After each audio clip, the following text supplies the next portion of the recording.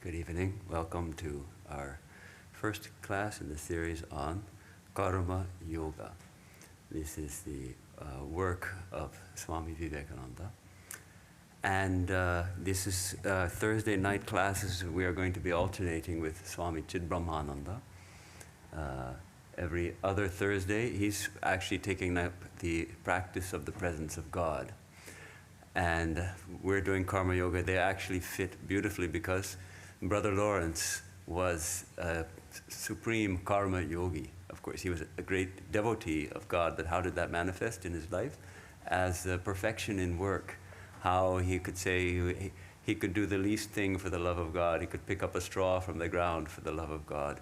That he was equally, his mind was equally at peace in the din and bustle of the kitchen as when he is on his knees before the Blessed Sacrament. So Brother Lawrence was a consummate karma yogi, a perfected karma yogi, and so now we're going to be taking up what Swami Vivekananda has taught us about karma yoga. So I'd like to start by talking a little bit about the word yoga. The word yoga, it has, before I do that, I want to open with a chant, which we always do, and we'll use the beautiful Upanishadic chant. And please chant with me if you know it. Om Sahana Bhavatu Sahanau Bhunaktu Saha Viryam Karavavahai Tejasvinavadhitam astu ma vidvishavahai. Om Shanti Shanti Shanti. May we be protected together. May we be nourished together. May we acquire strength together. May our learning shine forth in our lives. May we not find fault with one another. Om, peace, peace, peace. So the word yoga, we all know the word yoga, and it's now in American culture, it's fully Americanized word also, and mostly we think of it as certain physical postures and exercises. It has a vast array of meanings also in Sanskrit, in the original Sanskrit, but its primary, as far as our purposes go, it has, we need to first of all delineate between yoga as a school of philosophy. One of the 6 orthodox schools of Indian philosophy is the yoga philosophy, and that as propounded by Patanjali, which it's based on Sankhya philosophy, but expanded and furthered. So this is one of the formal schools of philosophy. We're not going to be talking about yoga in that aspect. The other meaning of the other main division is yoga as a process and as a goal of spiritual life. And there also we have 2 different derivations of the word, and without getting too technical here, the one is one derivation gives us the meaning of concentration, perfect concentration of mind, yoga as concentration. And the other derivation gives us the meaning of union, or to unite,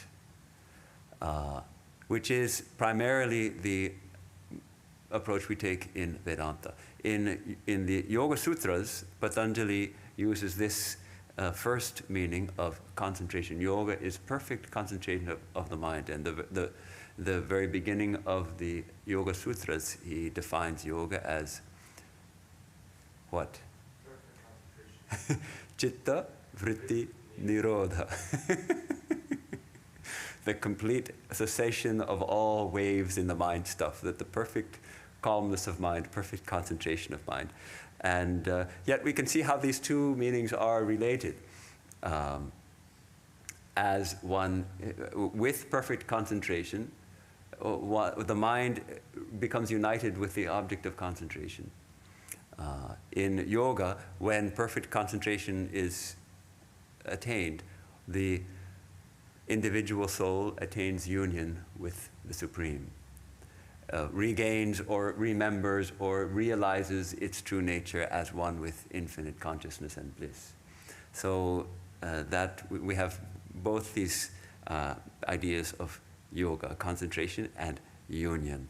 And then we can find so many different expressions of what yoga is. Bhagavad Gita, for instance, two just came to mind. Karamasu kaushalam. Yoga, karamasu kaushalam. Yoga is that skill in action, that dexterity in action. When one knows how to work perfectly, how to act perfectly, that itself is called yoga by Sri Krishna. And elsewhere he says, samatvam yoga uchyate, that equanimity of mind, the perfect equanimity of mind is called yoga.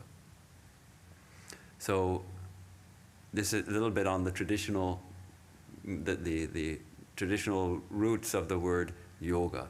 Now for Vivekananda, I think he brought in a new understanding of yoga as a process for realizing one's divinity, and gave us these 4 yogas, as he called them, 4 approaches in spiritual life to realizing our divinity. And we can see how they appeal and address different aspects of our personality. We have in us an emotional side. We have in us a rational side. We have in us a will which wants to do, wants to act. We also have a need for quiet, for personal time, for contemplation. So these 4 aspects of our personality are addressed in the 4 yogas. We have the yoga of devotion, which addresses the affective faculty, our emotions in Bhakti Yoga are concentrated, purified, and directed towards the divine. And this becomes a path towards realizing our divinity. Then in Jnana Yoga, our cognitive faculties, our reasoning, our thinking, our power of thinking deeply, this power is focused and concentrated and directed towards realizing our divinity. In Raja Yoga, the yoga of meditation, that same, our actually also employs our will, our, as they call it, the conative faculty, the faculty of will, directing the mind to intense concentration and contemplation in order to realize our divinity, to remember our divinity, as it were. And finally, our desire to act, to do, that desire is concentrated and purified in the path of karma yoga to realize our divinity. Now, Swami Vivekananda presents these as 4 separate yogas, and yet he himself says the greatest yogi, the greatest seeker, is one who can harmonize all 4 of these in her or his life. And because we all have these different faculties in us, but naturally some of us will be more drawn to one and some of us more drawn to another of these approaches. So these are the 4 yogas, as and in Swamiji's idea, ultimately we strive for a synthesis of these 4 in our lives, a harmony of all 4. Yet, when this was another thing about Swami Vivekananda, when he was teaching something, he would put his whole mind into it and teach it as if this were the end and all and the whole thing and the whole complete story. So when he's teaching karma yoga, it's fully karma yoga, and karma yoga is the path and the way and the goal. When he's teaching bhakti yoga, bhakti is the path and the way and the goal. So elsewhere, maybe he's harmonizing them, but he often, we feel when we're reading that this is it. this is the thing. And he also, we should note that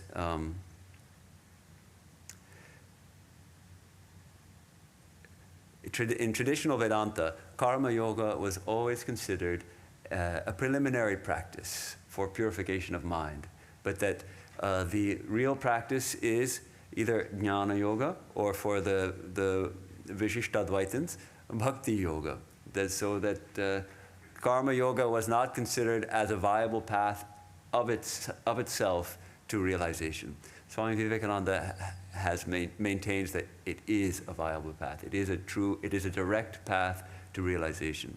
So that's a unique contribution of Swami Vivekananda to the tradition. So I think the best thing to do next will be to actually go into the text, and he will introduce the word karma, and he first talks about how all our actions have effects. And they have two kinds of effects, of course. The effects, external effects, we call the fruits of our labors. I chop some vegetables and put them in the pan and put on the fire, and what do I get? I get a meal. This is the external. But there's also the internal effects of karma. We call them the samskaras, the tendencies in our minds. And every action plants a seed, as it were, which gives us a tendency towards either repeating that action, if it led to something nice, like a good meal, or avoiding that action, if it led to something unpleasant or painful. So if we put our hands in the fire and we burn our hands, that's laying also a seed against putting our hands in the fire. So this is how our action actually has tremendous influence on our minds, on our character. And this is the tack that Vivekananda will take first in this first class on karma yoga. Now, I need to also share an interesting and important thing about the book Karma Yoga. The book Karma Yoga, as we know it now in the complete works of Swami Vivekananda, or published separately as a book, is a book of 8 classes delivered in New York by Swami Vivekananda in December of 1895 and January of 1896. And he gave 8 classes. 4 classes were classes for beginners, and 4 classes were classes for advanced students, though I have a feeling that people would come to both of them.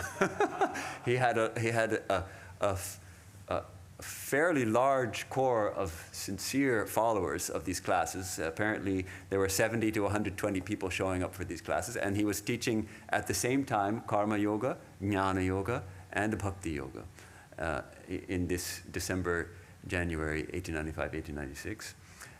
But the way they are published in the complete works is not the order in which they were delivered.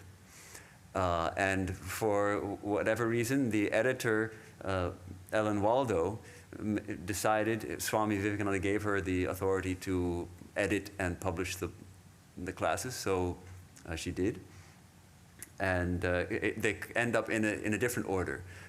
In our study of karma yoga, we're going to take some inspiration from Mary Louise Burke and follow the original order in which he gave the classes, starting with the 4 classes for beginners in order, 1, 2, 3, 4, then the 4 classes for advanced students in order, 1, 2, 3, 4. And so that order will go like this. The first class for beginners is karma in its effect on character.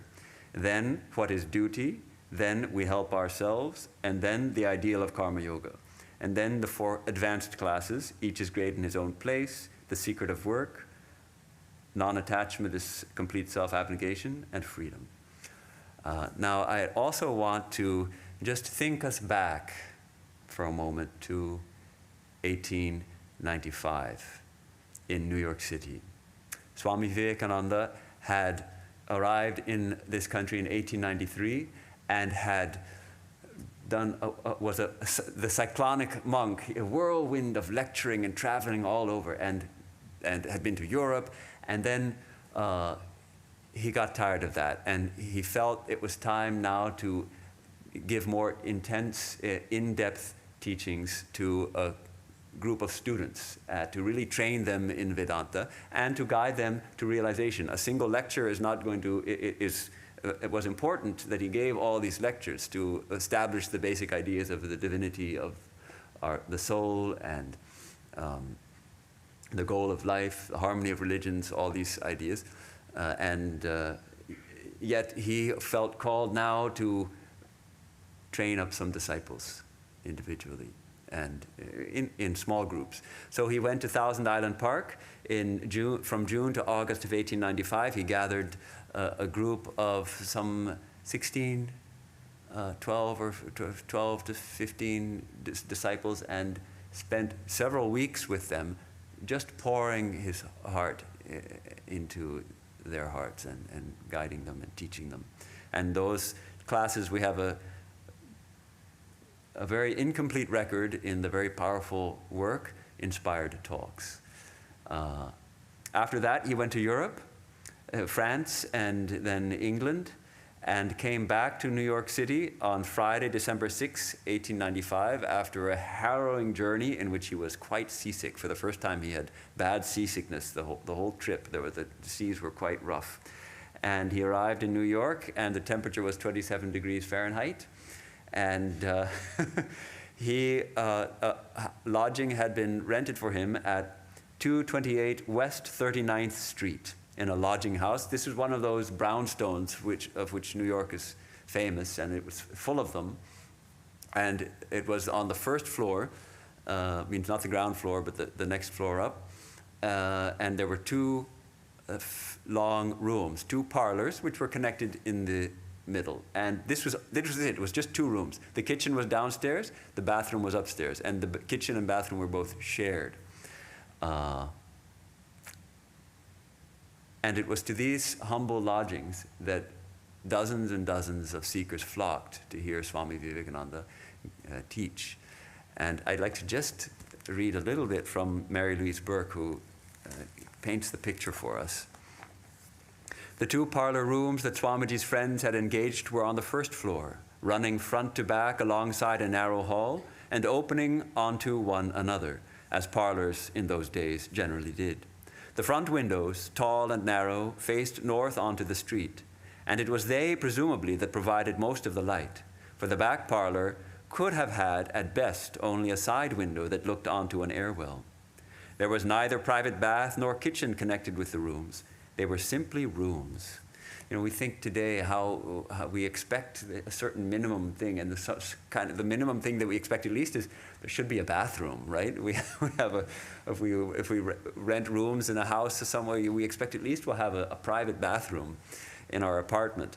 No, Swamiji just had a room. There was a shared kitchen below and a shared bathroom upstairs. It was to this unremarkable lodging house that Swamiji, clad in a red and flowing Hindu cloak, came on the morning of December 6. So pretty soon he didn't find the cooking arrangement. Leon Landsberg, who had been initiated and became Swami Kripananda, was cooking for him, but somehow it was not suiting him, and he asked Ellen Waldo to cook for him. And she did. She coming every morning. She'd get there early in the morning and she'd stay till late at night and then go home to Brooklyn where she lived. And the next day she'd come again. And so for her it was a great blessing to cook for Swamiji. And for Swamiji he got actual food. So good healthy food.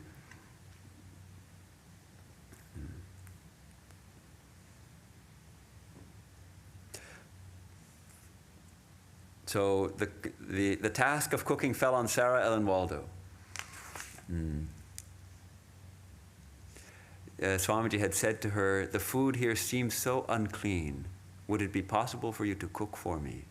And she was delighted to do that. She got permission from the landlady of the place. And Now, something else extremely important happened in Swami Vivekananda's mission right at this time, which is the arrival on the scene of Hosea J. Goodwin, Swamiji's stenographer. Before that, there were some stenographers who attempted to record Vivekananda's classes and lectures, but no one with the skill and ability of Goodwin. So Goodwin, they placed one advertisement in the newspaper, and Goodwin appeared, and it's almost by divine arrangement, because this is when Swamiji really started in earnest his teachings of the yogas and all that, and Goodwin arrived on the scene. And he was an expert stenographer, and he also had the smarts to understand what Swamiji was saying, and he became a disciple, a devoted disciple and follower, and followed Swamiji to India afterwards, and actually left his body in India. So Goodwin would with full concentration, take down as much as possible every word that Swami Vivekananda would speak, and then he would type it all in his, after that, he would type it all down, make a typescript with carbon paper, I'm sure, so there would be several copies, and give them to the Vedanta Society, which had already been started, and those were obviously used to make Karma Yoga. Now, those notes for Karma Yoga, those transcripts of the classes, a copy was sent to Edward Sturdy in England, because he was doing the Vedanta work there, and he was also teaching, and so for his use and edification, the copies of the notes were sent to Sturdy.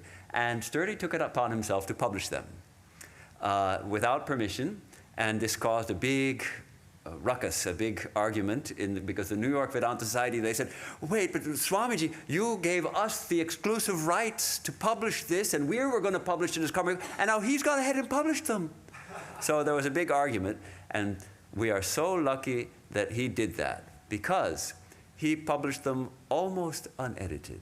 They're almost unedited, so we get Swami Vivekananda's words practically as he spoke them in this Karma Yoga. And I couldn't find it anywhere, but there was a copy in the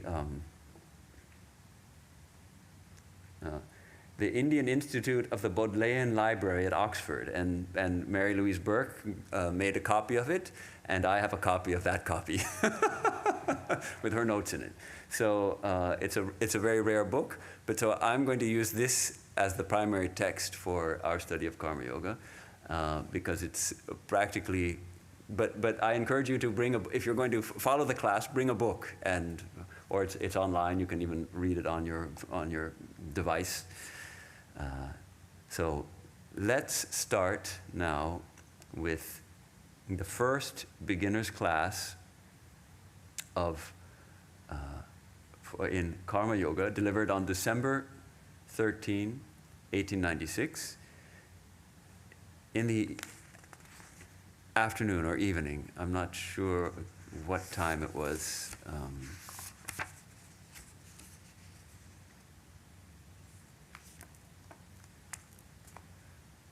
We're not sure. Let me just paint this beautiful picture written by Sister Devamata, who was Laura Glenn at that time.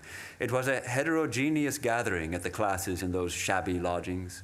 Old and young, rich and poor, wise and foolish, stingy ones who dropped a button in the collection basket, and more generous ones who gave a $1 bill or even two, which is not a small amount in those days.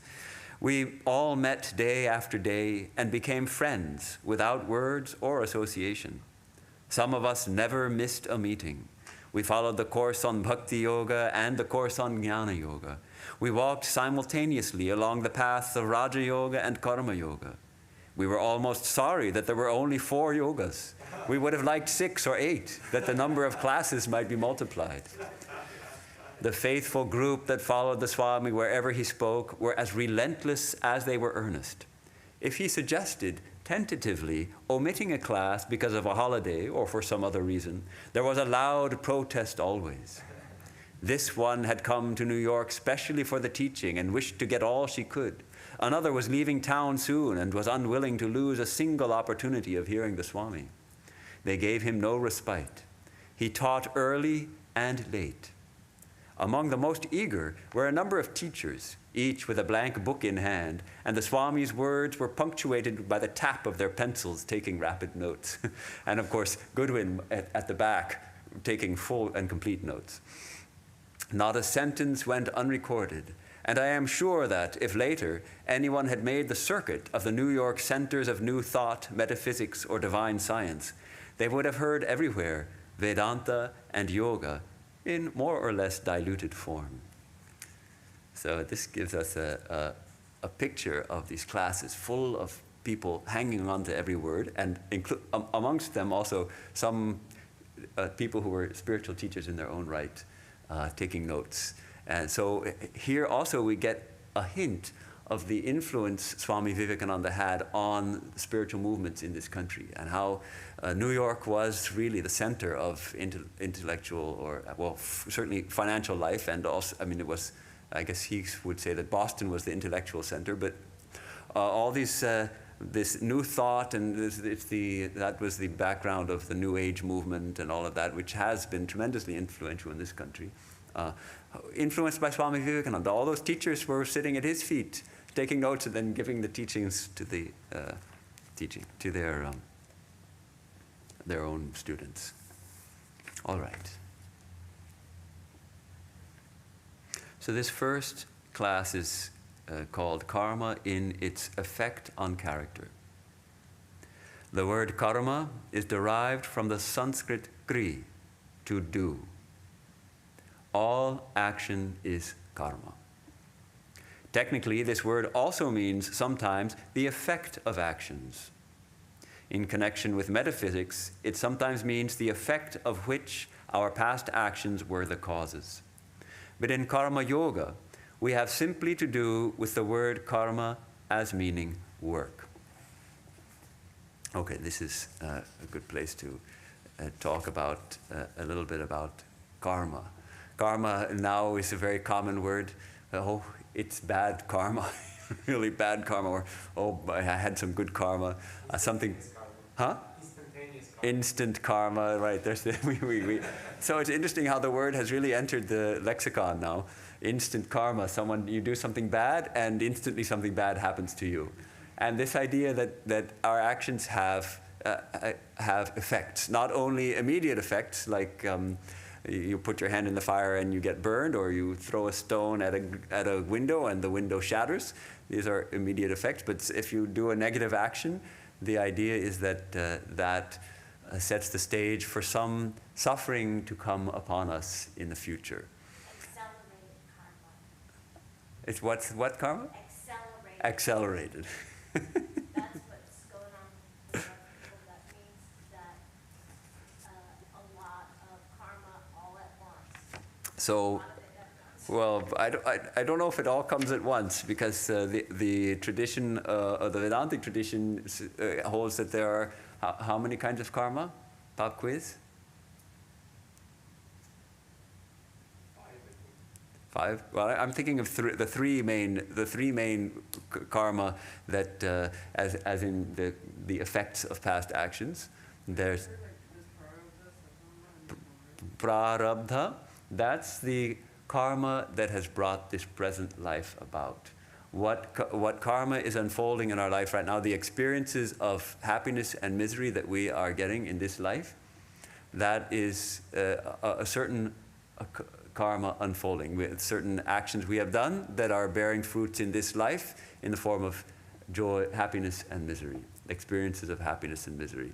There's also, but by no means all the karma that we have built up over the many lifetimes we have lived, in the Vedantic understanding at least, are manifesting in this life. So the whole mass of karma is called sanchita karma. And much of it perhaps is not manifesting in this life. It's just the prarabdha that's manifesting in this life. And then there's also the karma yet to come, agami, that which we are the things which we are doing now, which may bear fruit in the future. So about action, we know that here Swamiji says all action is karma. Now there are different kinds of action. There's unconscious action, our hearts are beating. That's a kind of action, but it's not conscious and it's not voluntary. But and there are also, we do unconscious things like somebody will be chewing his fingernails and somebody unconsciously, or tapping on the table. That's an action. People do it unconsciously. They're not thinking when maybe they're reading or something, or people. People can even eat unconsciously, you know, watching TV and the hand is going like this to the bowl of popcorn and unaware that you're actually eating. But conscious voluntary action is, of course, the most relevant in our practice of karma yoga. And the results of karma that we're talking about, it's always, this is important to remember, it's always the karma determines the experience, our experience in this life of joy and misery. We have a combination of joy and misery in this life. There's no doubt about it. We all have misery, we all have joy. But it's evident that some people seem to have a preponderance of misery, and some people seem to have a preponderance of joy or of pleasant experiences. And some people have more painful experiences. How do you explain it? So the theory of karma, of our past actions bearing fruit in this life, is a credible explanation for the differences we see among people. It's a credible explanation and a good theory. It's not, actually, it's not necessary for the practice of karma yoga to even accept this idea that the pleasant and unpleasant experiences we have in this life are due to our past actions. But it may be helpful in some cases to understand our experiences that way. However, yeah, we'll have a little time for discussion at the end, if that's okay. So, where was I?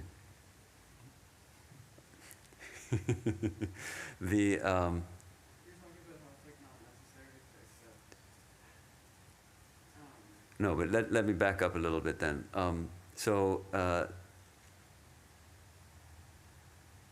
The results, so we have the experience of joy, of pleasant experiences and painful experiences as a result of our actions. So the important point, however, is that karma in the sense of the results of past actions does not determine our actions in this life. It only it determines our experience of pleasant and unpleasant, of misery and joy.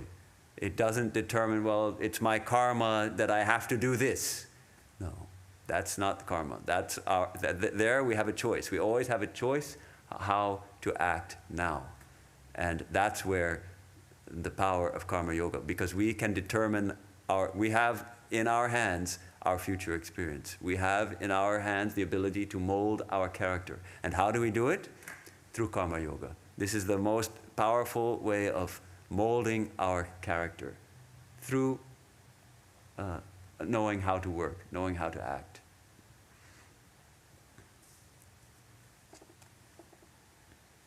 So let's go back to the text. In karma yoga, we have simply to do with the word karma as meaning work.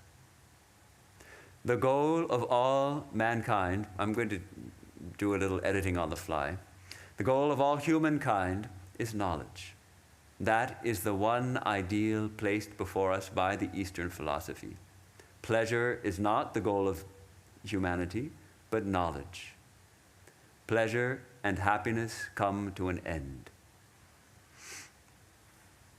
Okay, so let's, right off the bat, he's reminding us what is the goal of karma yoga. What is the goal of all yoga?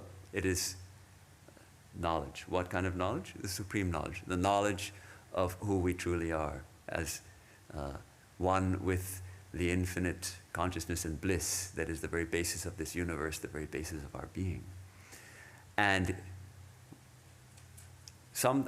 we often confuse pleasure and joy. He reminds us pleasure is not the goal of humanity. Our goal is not pleasure. It is infinite bliss, which is different from pleasure. Pleasure comes and goes. Pleasure and happiness, happiness which is based on any limited thing in this world. I win the lottery, I am happy. That happiness will not last. That happiness will come to an end. I find the perfect spouse, I'm happy. That happiness will not last. Those of you who are married for a long time, you know that. It cannot last. But certainly there is some happiness. It brings both, right? It brings both happiness and misery. And now here we see Swami Vivekananda is going to touch on or hammer a little bit on those, we call them the pairs of opposites, the dvandvas that we find in this world. We find pleasure is always accompanied by pain. Happiness is always accompanied by sorrow in this world. That's the very nature of this world, the pairs of opposites. So Swami Vivekananda is reminding us, pleasure is not the goal of humanity, but knowledge. Pleasure and happiness come to an end. It is a mistake that humankind makes to think that pleasure is the goal. That is the cause of all the miseries we have in the world. Remarkable statement.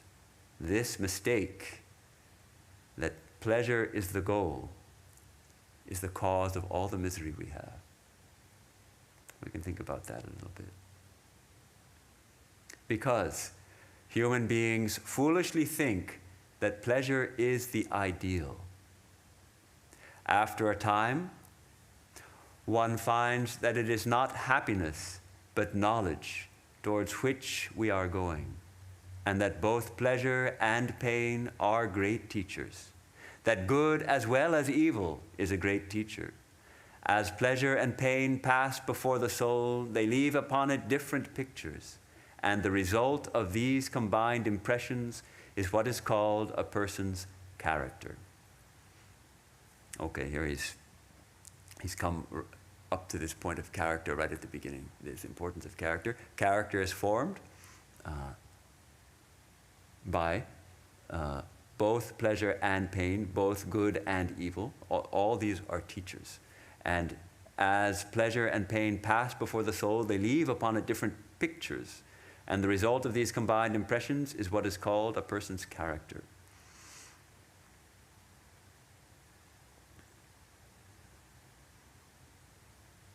And he'll go on to say, he says, let me read a little further. If you take the character of any person, it really is but the aggregate of tendencies, the complete sum of all the tendencies, the sum total of the bent of his or her mind. You will find that misery and happiness were equal factors in the formation of that character. Good and evil have had an equal share in the formation of character, and in some instances, misery is a greater teacher than happiness. And I think that rings true for us. When we're happy, Swami Swahanandaji, the previous head of this center, he often used to say, when you're happy, nobody asks, why me when you're happy, right? When you're happy, everything's going well. You have a good job and a good income and a happy family, and people don't say, well, why me? Why do I have such a happy, blessed life? It's only when misery comes that we say, why me? Why should this miserable thing happen to me? Why me, right? That's when we become reflective, when we start questioning, when we start seeking for something higher, when we hit this experience of misery, when we find that as hard as we try to make everything in our life perfect and nice and happy, and it ought to be so simple, if I could just get the right boss and the right spouse and everything lined up right, I'd be happy. And yet we find that it's impossible. Again, misery comes. Then we start to question. So misery is the greater teacher than happiness. In studying the great characters that the world has produced, I dare say that in the vast majority of cases, it was misery that taught more than happiness. It was poverty that taught more than wealth. It was blows that brought out the fire rather than praise. And we see in Swami Vivekananda's own life how much he, when his father, up until his father died, his life was charmed. He was blessed with a very strong body and an extremely powerful mind. And his father was a very wealthy man. Actually, he wasn't a wealthy man. He was a very high-earning and high-spending man who did not build up any wealth. He spent as freely as he earned. So he lived as a very comfortable life. And at the age of 18 or 19, his father suddenly died of a heart attack. No provisions for the family, no pension, no savings. And he was thrown into dire poverty, and not enough to eat. Family was going hungry. He couldn't find a job. He really suffered. And this was part of his, so he's speaking from experience, that it was that experience which really brought out the fire in him. Now he's going to talk about knowledge, and we've talked about this so much in Vedanta. Where is knowledge? Knowledge is, do we get knowledge from outside? We get knowledge from within. Now this knowledge, again, is inherent in a person. No knowledge comes from outside. It is all inside. What we say a person knows, in strict psychological language, should be what a person discovers or unveils. What a person learns, quote unquote, is really what a person discovers. The word discover meaning he takes the cover off of his own soul, which is a mine of infinite knowledge. Isn't this beautiful? Here we get, this line is edited in the Complete Works version. This idea that the word discover, meaning to uncover, to remove the cover. Cover, there's a cover, and you diss that cover. Discover. The word means he takes or she takes the cover off of her own soul, which is a mine of infinite knowledge. The soul is a mine of infinite knowledge. Our true nature is a mine of infinite knowledge. And when we learn something, when we discover something, we are simply taking the cover off of our own true self, and there the knowledge arises. We say Newton discovered gravitation. Was it sitting anywhere in a corner waiting for him? It was in his own mind. And the time came and he found it out. All knowledge that the world has ever received comes from the mind. The infinite library of the universe is in your own mind. The external world is simply the suggestion, the occasion which sets you to study your own mind. But the object of your study is always your own mind. Okay, this is not quite intuitive. We think, well, no, I study, I go to school, I study psychology, I study the books. What did Freud say? What did Jung say? What did the later teachers say? And you start to get knowledge from books and from study. This is, Sri Ramakrishna wasn't much a fan of book learning either. He would put it that the mother provides everything. From the devotional standpoint, Sri Ramakrishna, he would speak unendingly. He had a seemingly infinite store of wisdom and stories and to share with his disciples. And he would say it's like the grain sellers.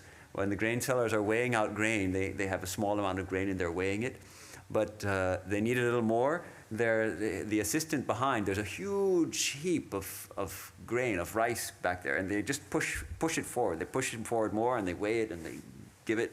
And a mother is like that. She keeps pushing the knowledge. I don't know anything. Mother provides everything. So that's a different way of saying the same thing, that the infinite storehouse of knowledge is actually within us. The falling of an apple gave the suggestion to Newton, and he studied his own mind. He reread all the previous links of his mind and discovered a new link among them, which we call the law of gravitation. It was not the apple or anything in the center of the earth. So all knowledge, secular or spiritual, is in the human mind. Interesting. Not only spiritual knowledge, but even secular knowledge is in the human mind. True. Well, how can it be anywhere else? Because it is, knowledge means that which, when we understand, when we grasp it with our conscious mind, then we call it knowledge, right? So how can it be in a book? It has to be arising in our minds. Now, sometimes a book may help us to uncover that, to realize it, to understand it.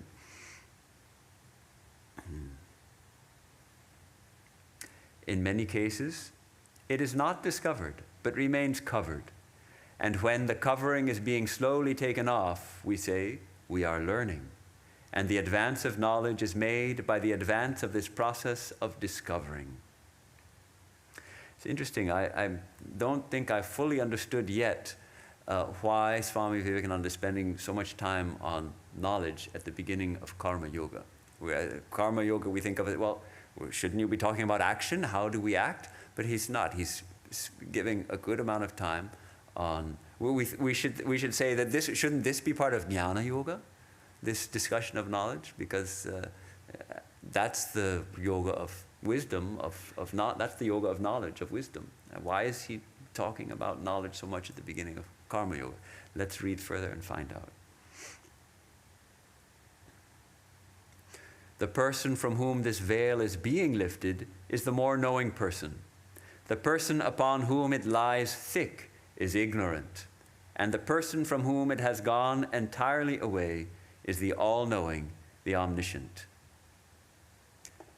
There have been omniscient persons, and I believe will be yet, and that there will be myriads in the cycles to come. Okay, omniscience. The all-knowing. There's a Sanskrit term, sarvavid, knowing all. What does it mean? How can we know all? Sometimes the question comes up, if we call someone sarvavid, generally then we're referring to someone who is spiritually illumined, who's all-knowing. Does it mean that if you ask such a person, say we meet a great saint who has attained omniscience, and we ask her, oh, so you're omniscient? What are the quantum mechanics equations? Can you tell me that? Will she be able to rattle off the quantum mechanics equations? Or if we say, what is the chemical composition of this bottle of lotion? Will he be able to do it? So it doesn't mean that kind of omniscience. I think we go back to the question asked in the Mundaka Upanishad, which is, what is that by knowing which everything is known? What is that by knowing which everything is known? This is the question that the disciple asks the teacher at the beginning of the Mundaka Upanishad, and the rest of the Upanishad is talking about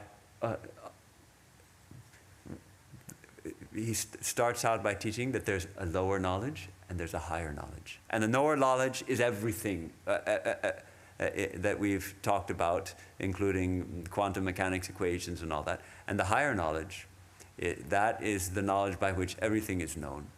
Is the knowledge because we know the essence of everything. Knowing everything in this sense means we know the true nature. The true nature of this book is not a book. The true nature of this book is Satchit Ananda. It is simply a manifestation or a reflection of infinite consciousness and bliss. And the all-knowing one knows that.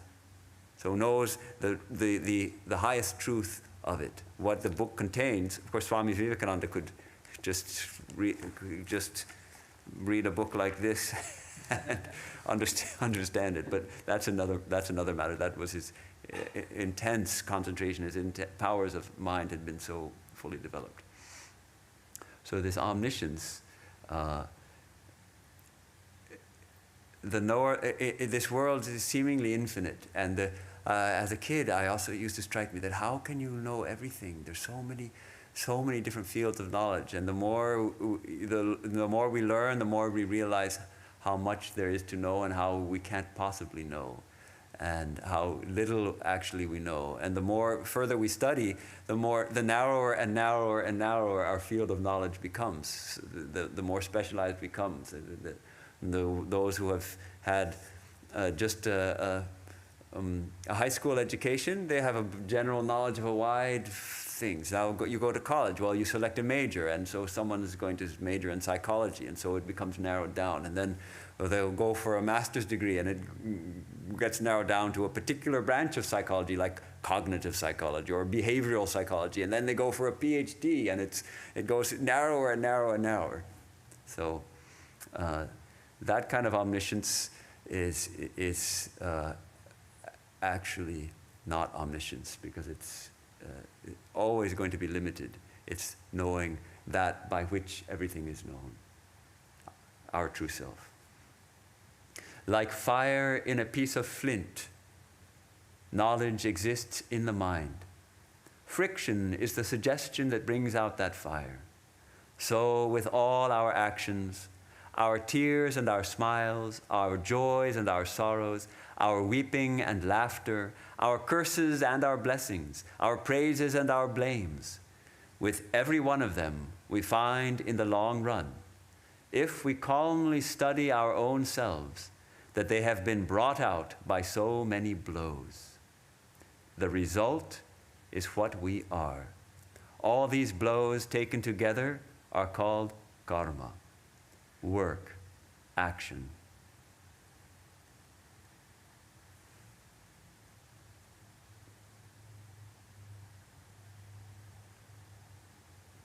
He tries to give us this full picture.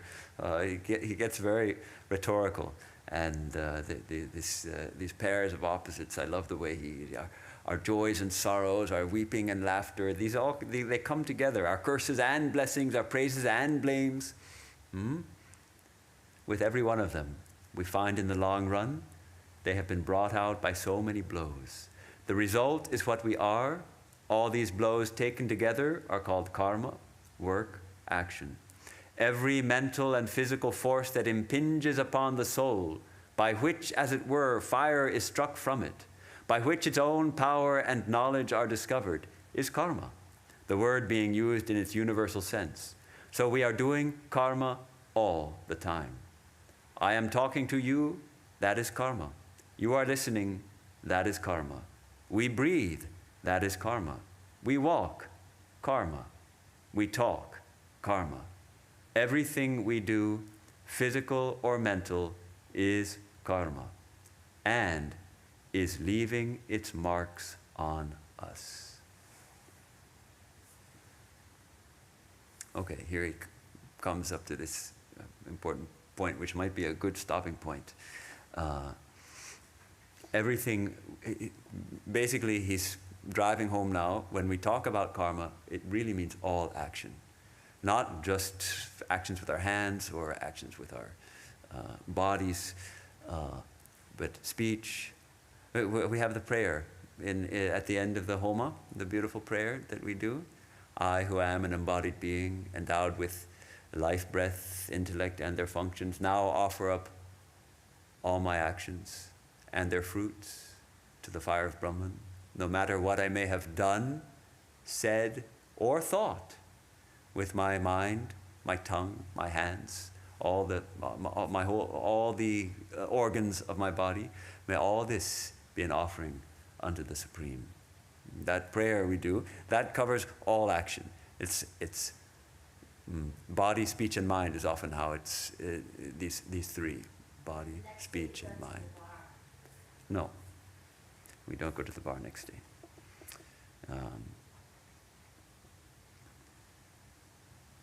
So I wonder if you have any comments. Any comments are welcome. Comments or questions. Why do you think Vivekananda is mentioning knowledge in the beginning? I think we need to read further and see. I'm not sure I have fully understood that yet. Maybe one of you has understood it.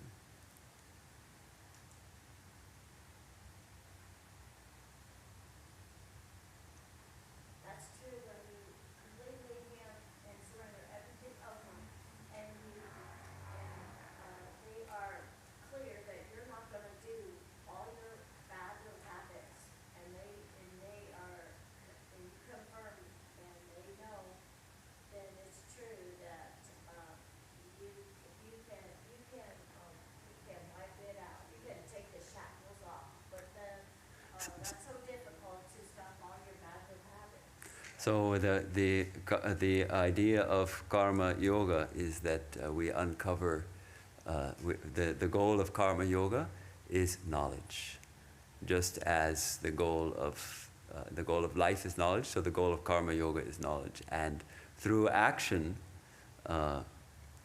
we learn, we uncover. Is the idea, and he'll go on to discuss how karma develops our character. As he says, everything we do is karma and is leaving its marks on us, and that will form our character. And that's the title of this first class, is Karma in its Effect on Character. Now, what I like to do when reading these is not to stop and I like to take maybe at least 2 or 3 minutes just to sit in silence and reflect on these, on what we've read. Can I ask you a question first? Of course. You said that the all-knowing one was luminosity itself. So that was the luminous one. Okay. And did I read that, or did I say that? I thought you said that. Okay. In some form. Okay. It surprised me. I don't disagree with it. It just surprised me. The man of knowledge, and there's this luminous one over there. The illumined means the one who knows. There's only one thing to know. Knows. Yes, that's the one thing to know, and it is only through Satchidananda, through consciousness, that we can know anything. We can't. That is because that's our true nature, consciousness. Well, I know Satchidananda, and I know that's absolutely the answer. Where Yes, am I luminous? but we have. All right. We have to know it in directly. There's indirectly we understand it, and we have to know it directly and manifest it in every action and every moment, and then we're practicing karma yoga fully. So let's take this now. Let's take just a couple of minutes of silence, and just to reflect within on this important teaching. And I'm going to think of Swami Vivekananda in New York, sitting in the class, teaching this.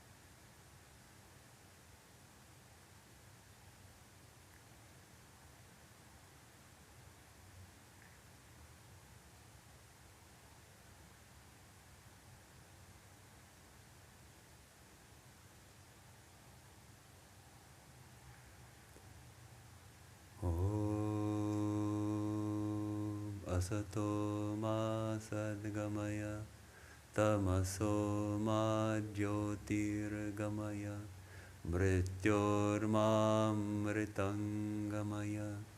Om Shanti Shanti Shanti. From the unreal, lead us to the real. From darkness, lead us unto light. From death, lead us to immortality. Om, peace, peace, peace. Thank you for giving me this opportunity to share with you the thrilling teachings of Karma Yoga, and we'll be doing this every other week, alternating with Swami Brahmananda, who's taking up practice of the presence of God.